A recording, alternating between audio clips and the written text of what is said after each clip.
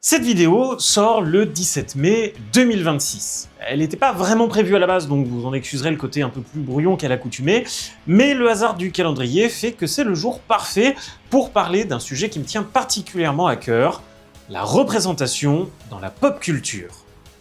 En effet, le 17 mai, c'est la journée mondiale de lutte contre l'homophobie, la biphobie et plus globalement tout ce que l'on va appeler les LGBT-phobies.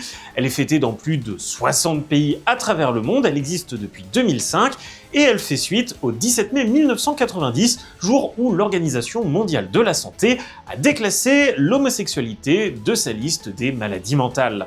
Seulement, près de 36 ans après, le message a encore du mal à passer auprès de certaines personnes. Pire encore, depuis quelques années, le nombre d'agressions envers la communauté LGBTQIA+, est en constante augmentation. Et on va poser les bases tout de suite. Non, l'homosexualité, la bisexualité, la pansexualité, ce n'est pas un choix. Non, la transidentité, le fait de ne pas se sentir en phase avec la notion de genre, ce n'est pas un choix. Personne ne choisit de devenir gay, lesbien, bi, trans, personne ne choisit de ne pas être à l'aise avec la notion de masculin ou de féminin, ce n'est jamais un choix. Croyez bien que si c'était un choix, au vu des répressions parfois très violentes qui existent encore aujourd'hui, personne ne le serait. Et j'entends déjà votre tonton Roger, après son 3e cubi de vin, gueuler un petit peu dans le fond que « Ouais, mais de toute façon, il y en a de plus en plus des LGBT machin chose là, et que c'est la faute des woke, hein !» Et je peux pas totalement lui donner tort non plus, c'est vrai que depuis quelques années, le nombre de personnes faisant leur coming out a augmenté. Mais c'est pas parce que la proportion de personnes LGBTQIA+, dans la population a augmenté, c'est juste qu'aujourd'hui, c'est beaucoup plus simple et beaucoup plus sécurisé de l'assumer qu'il y a 36 ans en arrière par exemple. Mais même si c'est plus simple aujourd'hui de l'assumer, nos combats sont loin d'être gagnés. Sinon il n'y aurait plus besoin du 17 mai, ou du mois des fiertés en général au mois de juin. Et oui, je dis nos combats parce qu'au cas où vous l'auriez pas remarqué, je fais partie de la communauté LGBTQIA+. Je coche même 2 lettres. Ouais, on a vu quelques indices avec la vidéo sur Pilion quand même. Et c'est aussi d'ailleurs un sujet qu'on aborde très régulièrement sur ma chaîne Twitch, donc n'hésitez pas à venir me voir en live. On est en stream quasiment tous les matins de semaine de 9h à midi, 13h, parfois 14h, donc venez, on s'y amuse bien. Mais revenons à notre sujet du jour, à ce sujet qui me tient particulièrement à cœur, parce que sur cette chaîne, on parle avant tout de pop culture. Et c'est d'ailleurs souvent le premier point qui est attaqué par les anti-queer et LGBTQIA+, la représentation dans la pop culture. Bon, ce terme, il est un petit peu flou, mais globalement, ça signifie montrer, représenter, rendre visible des personnes issues de minorités, que ce soit dans le cinéma, les séries, les jeux vidéo, dans les livres, dans la musique, enfin, tous les aspects de la pop culture, quoi. Et ça, c'est vraiment pour moi quelque chose d'essentiel, et pour bien comprendre pourquoi, on va essayer de faire un petit exercice d'imagination. Imaginez-vous, vous êtes un adolescent ou une adolescente, et la puberté commence à frapper. Votre corps change, votre corps se développe, vos hormones également, et les premiers amours vont naître. Et là où tout autour de vous, la plupart des personnes vont être attirées par des personnes du sexe opposé, vous, c'est pas votre cas, vous êtes attiré par des personnes du même sexe que vous. Félicitations, vous êtes homosexuel ou bisexuel. Et là, il y a 2 cas de figure. Premier cas de figure, vous avez grandi dans un monde où la pop culture présente régulièrement des couples de même sexe. Vous comprenez alors que vos sentiments sont tout à fait normaux, que d'autres personnes sont comme vous, qu'il y a toute une communauté prête à vous accueillir, à vous aider à répondre à vos questions, et cela vous aide à passer une adolescence un peu plus tranquille, un peu moins compliquée, parce que ça reste quand même l'adolescence. Second cas de figure, vous n'avez pas grandi dans un monde où il y a de la représentation LGBTQIA+, dans les œuvres de pop culture. Et là, c'est plus compliqué. Vous comprenez pas vraiment ce qui vous arrive, ni pourquoi vous ressentez ce que vous ressentez, vous vous sentez anormal, vous commencez à ne plus vous apprécier, à vous détester, couplé au boom des hormones et à l'adolescence déjà compliquée. Ouais, ce cocktail explosif peut littéralement détruire des vies. Et encore, dans ces 2 cas de figure que j'ai volontairement poussé à l'extrême et un petit peu caricaturé aussi, je ne prends en compte que votre ressenti personnel. C'est oublier un petit peu tout le regard de votre entourage, vos amis, votre famille, vos collègues, vos camarades de classe. C'est pas évident. Mais ce que je veux faire comprendre par cet exemple-là, c'est l'importance de normaliser la vision des minorités dans les œuvres de pop culture, à la fois pour le faire mieux accepter par les personnes qui sont concernées, mais aussi et surtout par les personnes qui ne le sont pas. En gros, les hétéro-cisgenres. Alors oui, je parle surtout là de la représentation des personnes issues de la communauté LGBTQIA+, mais ce discours, en fait, il fonctionne pour toutes les minorités. Être visible, être représenté dans les œuvres de pop culture, c'est aussi être mieux représenté dans nos sociétés, et c'est un enjeu de taille. Et là, tonton Roger me sort sa carte contre nous. Ouais, en ce moment, dans les œuvres de pop culture, les films, les séries, il n'y a que ça, les couples homo. Et si vous aussi, vous avez un tonton Roger dans votre entourage, eh bien, vous allez pouvoir lui dire qu'il se plante plus que largement. Alors oui, c'est vrai que depuis plusieurs années, le nombre de personnages queer, c'est-à-dire issus de la communauté LGBTQIA+, est en augmentation dans la pop culture, mais déjà, c'est loin d'être constant, et surtout, ça diminue même certaines années. Alors, les chiffres datent un petit peu, mais selon le GLAAD, une association américaine qui vise à promouvoir la visibilité des personnes LGBTQIA+, dans l'espace public, eh bien, en 2020, le nombre de représentations de personnages queer sur les chaînes publiques américaines était en recul.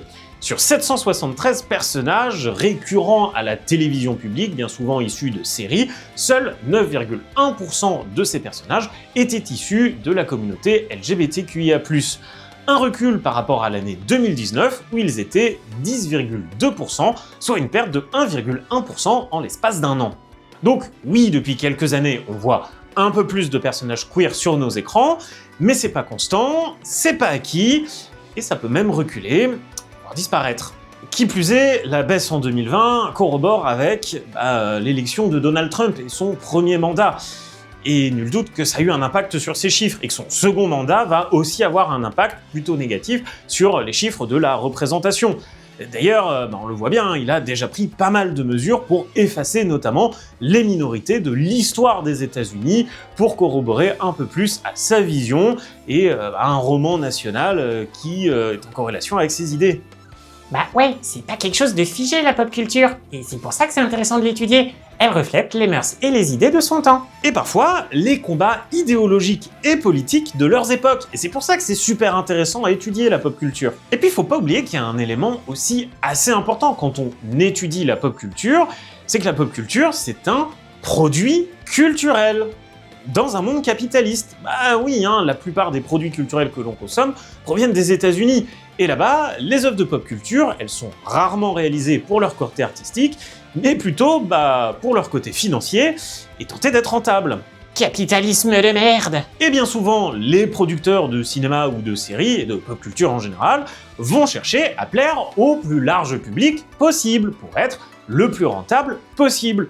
Donc, si depuis plusieurs années le nombre de personnages issus de la communauté queer est en augmentation, c'est aussi parce que c'est une demande du public, et que donc les producteurs en mettent plus pour tenter d'être plus rentables. Et oui! Et ouais, c'est parce que le public demande d'avoir des personnages issus de ces minorités que ces dernières sont de plus en plus visibles. Et non l'inverse. C'est donc pas une propagande woke, comme on peut l'entendre bien souvent. En fait, c'est même prendre le problème à l'envers. Non, c'est bien une demande du public de voir des personnes représentées issues de minorités. Et ce qui me confirme dans cette idée, c'est le rapport du GLAAD de 2020, qui prouvait bien que sous Trump, et donc avec un électorat plutôt à droite et moins porté sur ses idées, la représentation était moins efficace. Sauf que depuis quelques années, il y a aussi un nouveau facteur qui est important à prendre en compte quand on analyse la pop culture, c'est l'arrivée d'Internet. Internet, ça a offert plein de nouveaux moyens de diffusion. Je pense par exemple à YouTube, qui a permis à pas mal de créateuristes de proposer des œuvres de pop culture qui abordent des thèmes qui n'auraient pas pu passer sur les chaînes de télévision ou les cinémas, dire les médias mainstream classiques, qui ne sont pas toujours très chauds à aborder ce genre de sujet. Et il y a pas mal d'exemples disponibles sur la toile, mais pour le bien de cette vidéo, je vais m'en arrêter sur un seul, une série animée, Has Been Hotel, de la créatrice Viv Zipop. La série met en scène un groupe de démons en enfer gérant un hôtel dont le but est la rédemption des âmes. Le personnage principal est ouvertement lesbien, et tout au long de la série, on va voir pas mal de personnages ouvertement gays, bi, pan, et une grande partie de la communauté LGBTQIA+, est représentée dans ce show. Encore plus d'ailleurs si on y ajoute le spin-off Helluva Boss. Ouais, le genre de série animée qui aurait jamais pu passer à la télé.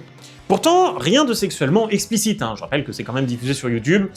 Niveau filtre, on est pas mal là-dessus. Mais la série va quand même aborder des thématiques assez fortes et sensibles, comme les relations toxiques, la prostitution, la manipulation des masses par les grands médias, j'en passe et des meilleurs. C'est une série qui est passionnante, son histoire est giga intéressante, et je pense que je dédierai un épisode de Popcoin à cette série et à son spin-off Helluva Boss.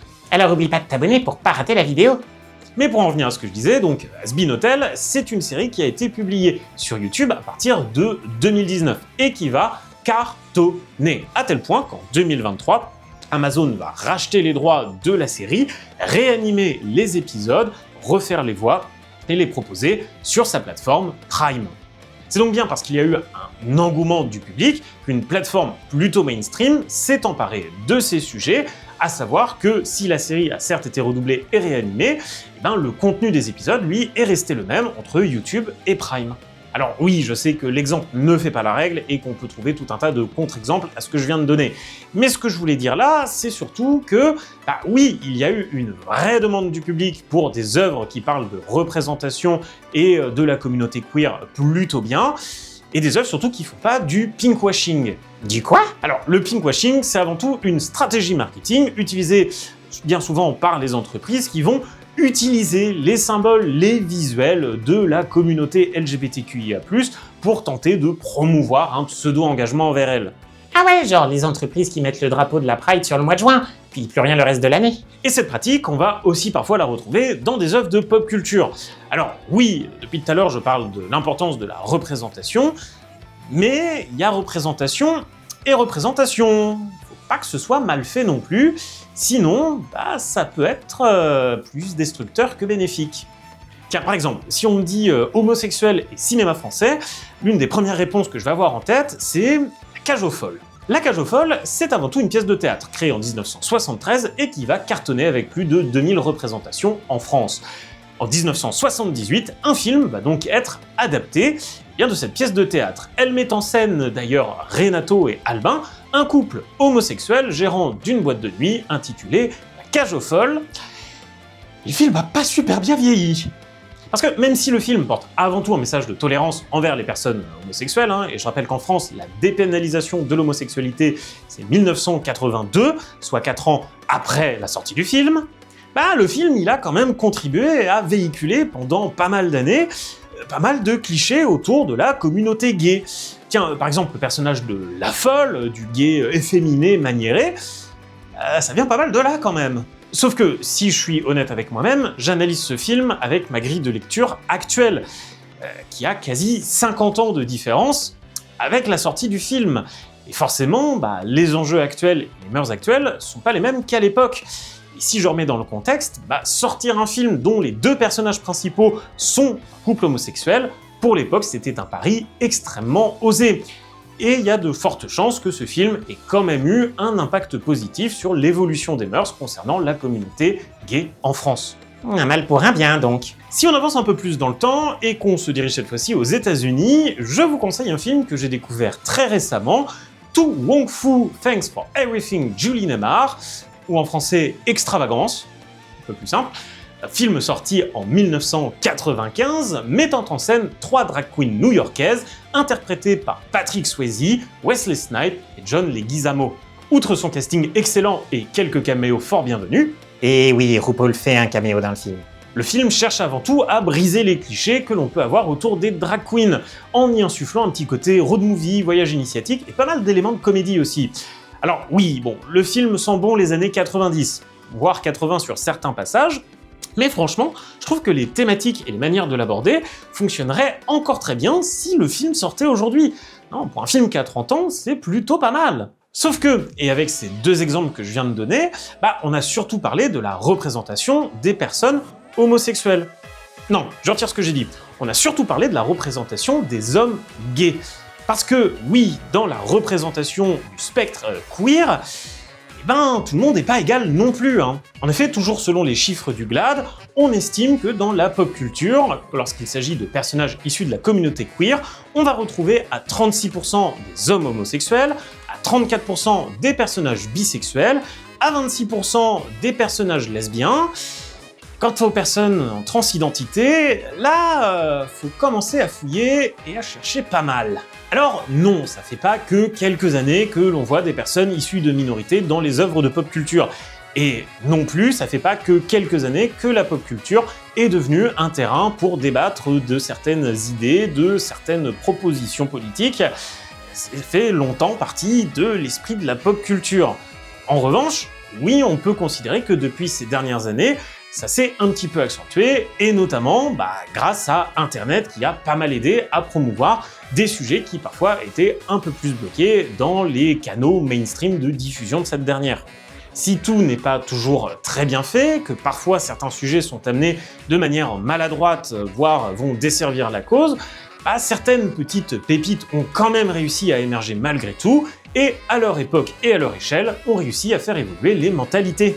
L'importance de la représentation dans la pop culture, c'est une question centrale dans l'acceptation des minorités par le grand public. Cela leur permet d'en comprendre les enjeux, voire de briser les clichés, et même les tabous.